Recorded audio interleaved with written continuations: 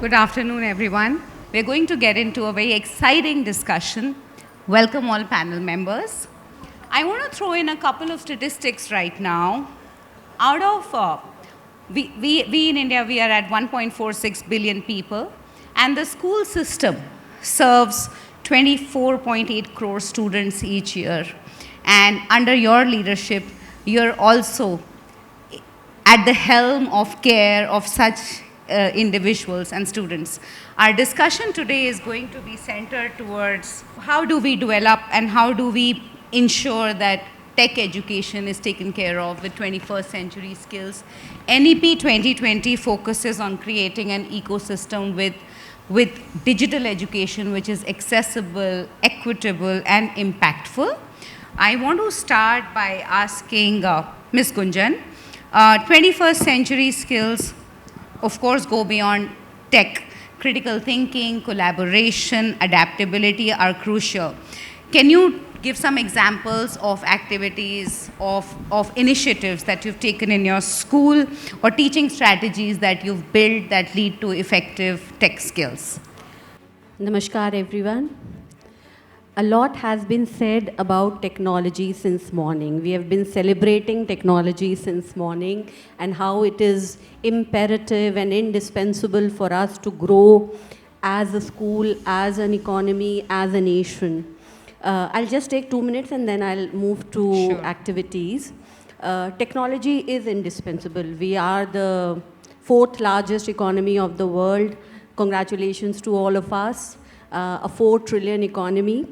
In a year or two, we will be the 3rd largest economy of the world. But it will be difficult for us to become the 2nd largest economy because the country that is on the 2nd position, China, is a 19 trillion economy. So that gap can be filled only by improvement in technology and better work in technology. All of us agree to it. But just cut to 10th of May. 10th of May, ceasefire was declared and the 88 hours war came to a formal end. And then open your social media account, Facebook, Instagram, the way Vikram Misri, the foreign secretary, was bashed, though as if it was a grand PUBG game that had suddenly come to an abrupt end and people are upset that war has come to an end. I mean, it's something to celebrate, but instead of celebration, there was celebration, but there were a number of people, a major group of people who were quite unhappy about this abrupt end to the war. So this could be because when we talk about the 21st century skills, as you asked me, technology might be developing, but what about the other skills? Because any sane person, any matured person would be happy that the war has come to an end rather than getting upset. Many of our young people and the youth were upset about the war coming to an end. This is a very serious situation. So as schools, it is our responsibility to ensure that we are able to preserve sanity in people. We have to become tech savvy. It's absolutely necessary. It is the way forward. But when we talk about 21st century skills, like the most basic skill is communication.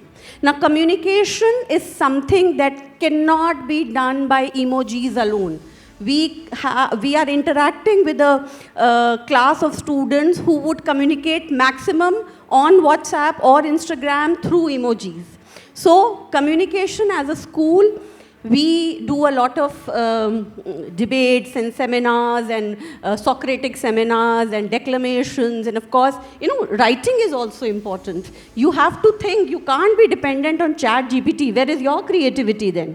So as a 21st century school, we work on communication, we work on digital literacy also, we work on collaboration. When we talk of collaboration, group discussions. Now, group discussions are a wonderful way of ensuring that you are able to get the maximum. In a group, people who are shy will give their inputs, but they may not come out in the open. There are people who may not have too many thoughts on their mind, but they can communicate very well.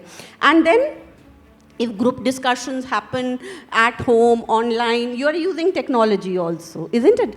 So when we talk about adaptability, as you said, that is very important. We need to adapt to change.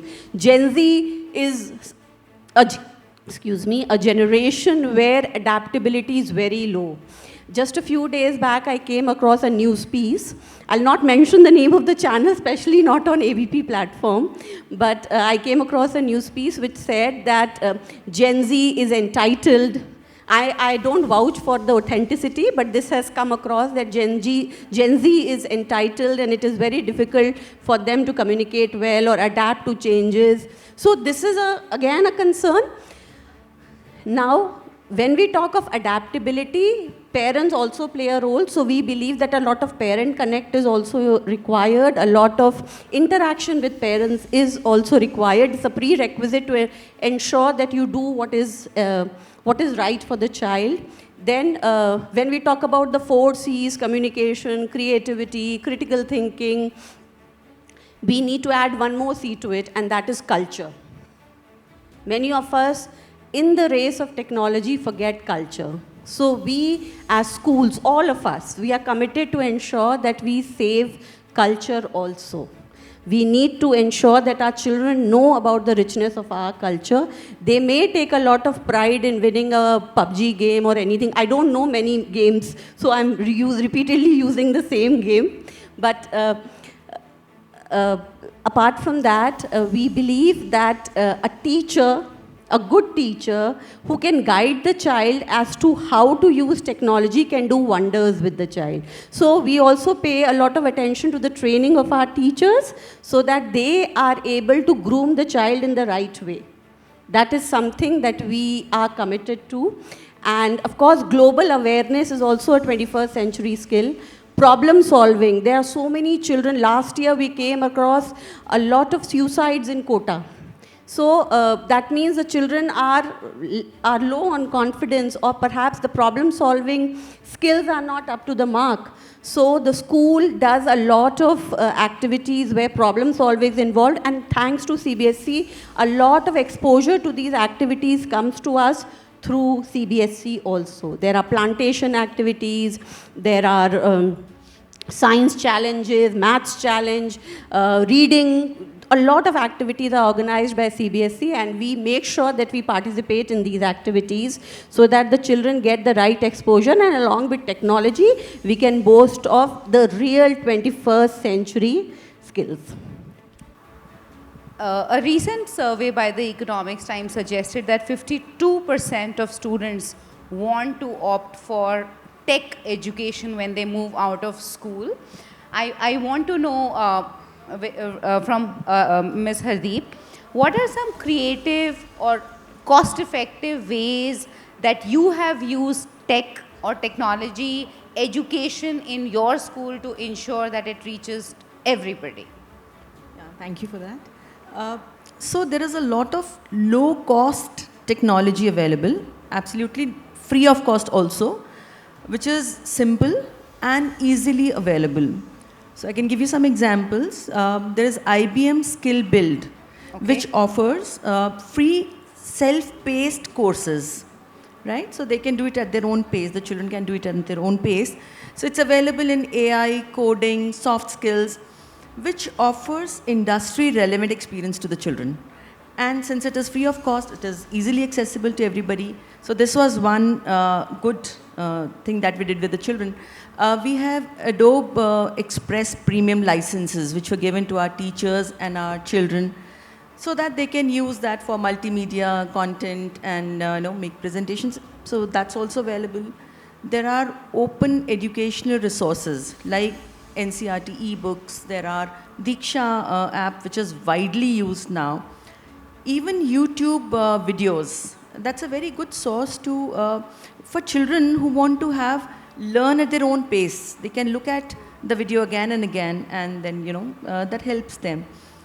Another thing that worked very well with our children was the Teach and Learn Fest. So the IT club students, they mentored their younger peers on how to have safe internet practices about presentations, audio and video editing, movie making. So when it comes from children, it has a greater impact on the students. So that has worked very well. And of course, all of us have been using Google Forms for assessments, which are quick and they get instant feedback. Kahoot and quiz for revision. That's very good. It makes boring lessons fun. So that's also one tech advantage that we have given to our children. We have also made teacher-led innovation clubs in school, where the educators, they're experimenting at finding out how to integrate technology in the classrooms meaningfully. So like one teacher, she made interactive quizzes to teach grammar, right? So another one used animation to teach, water cycle. So it's like that every day teachers are learning new things. The best thing I would say is to empower the teachers. Teacher training is very, very important. If the teacher is empowered, she can, make any classroom a learning hub, and she can pass that on to the children very well. So we also have 15 days of teacher training every year before the summer break, where a lot of tech-related courses are also taught to our teachers. So these are a few ways how we are bringing this technology to everybody. Right. Personally, I love Duolingo too. It's a free tool and I use it to learn languages. I'm at a very low level of Spanish right now, but Duolingo is fabulous for me. Right. Thank you, ma'am. Ms. Ruchira, my next question is for you. The new education policy emphasizes both tech integration and skill development. How are you aligning your school's vision with this massive, dual, and important mandate? Very good afternoon to everyone present here. See, NAP is round the corner. We have been, studying about NAP for last 4 years and implementing the same in different avenues. Secondly, technology is not new to all of us who are sitting here. We have been using, COVID has taught all these things, It's been 20 years old. We have been using this technology in school. But I believe that the right and the wise use of technology is very important nowadays. We as a principal and our teachers are facing a lot of problem with the technology as well, because students are into the wrong use of technology. They are more into, Instagram, Facebook, Snapchat, and they are misusing the technology nowadays. So we need to teach them life skill, right, to make use of this technology for their betterment. Secondly, schools, most of the schools, I am sure those who are sitting there would agree with me that most of the principals and the management have already made few changes in their school. Like, I joined the Sarvachin school, 1 year back. And when I came to know that third language is taught in class 1, so I was of the perception that how can a child be burdened with the third language? We are already teaching Hindi, English in LKG, UKG. Child is just 4 years old, and how can we burden a child with Japanese and French? We have these two languages from class 1 onwards. And to my surprise, I was wrong. They are learning that language so beautifully. And, they adapt these new versions, new things very quickly. It is we, the teachers and the management, who need to unlearn few things and learn new things. Because I believe today that teachers need to be just a facilitator nowadays, Child needs to speak more in the classroom. Then we need to change our age-old ways of teaching in the classroom as well. Since technology is there, see, technology for the education and technology in education are two different things, I believe. So we need to change our perception as well. And a lot of changes have already taken place. But yes, what I believe, like ma'am said, Gunjan ma'am said, that we need passionate teacher at this point of time, because I firmly believe that whosoever, don't get a job anywhere, they land up doing teaching. And they are not the passionate teachers. I'll give you a small instance here. I had one very smart, physics teacher. He was passionate to teach physics. So in a club where we used to have 10 days, bagless days, where the teaching was supposed to be done without books in their hand. So he was so passionate, and he was teaching physics without using any book to the younger children, class 5, class 6 children, and they were so happy.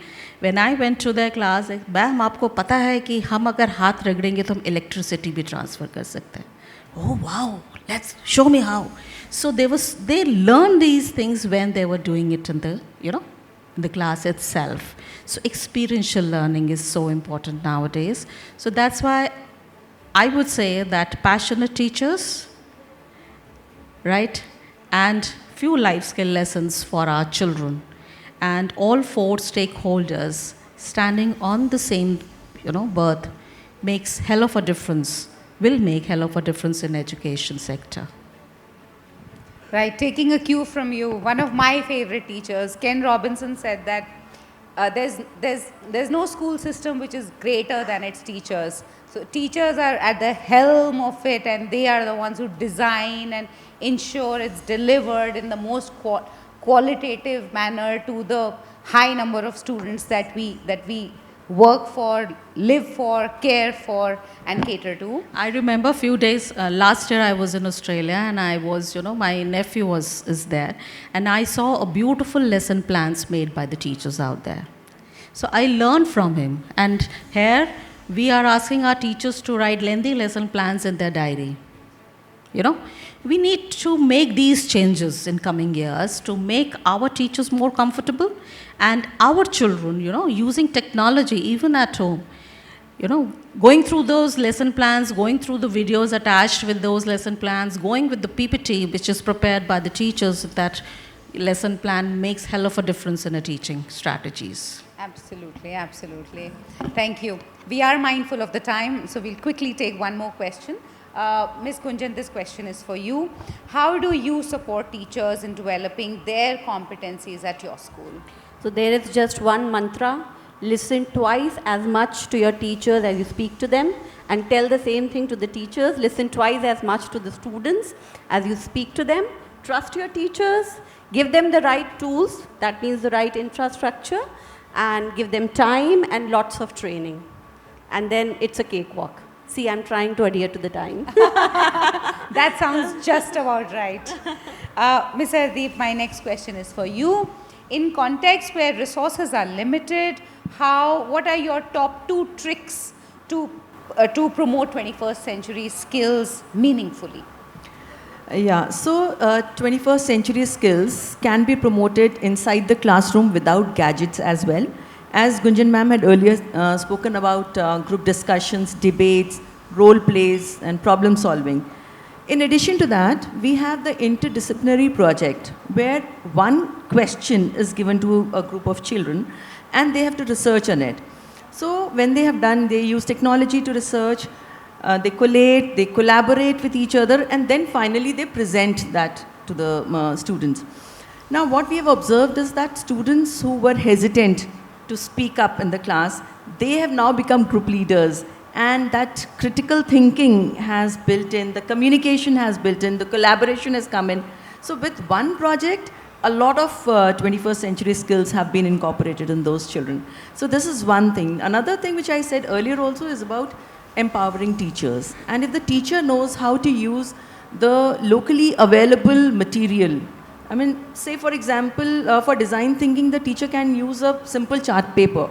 She can use mock interviews, right? So to build up the communication for children. Now these are simple strategies which can be used inside the classroom to help children develop the 21st century skills. Yeah. I guess 2 things are coming out a lot, which is one is collaboration, project-based learning, and also teacher trainings and teacher empowerment is, I think, a recurring theme from the 3 of you. Thank you, ma'am. Ms. Ruchira, my next question is for you. What systemic support do schools need from other stakeholders like boards, government, training bodies to make this transition of making fantastic tech education smoother? What can others do to support a school?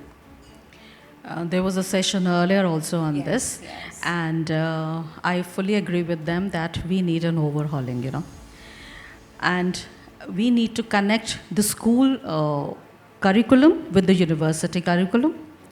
Secondly, the experiential learning, the practical knowledge, we lack in practical knowledge. When we land up in an industry, we are totally blank that what we have to do. We learn that there only. So practical knowledge is very important.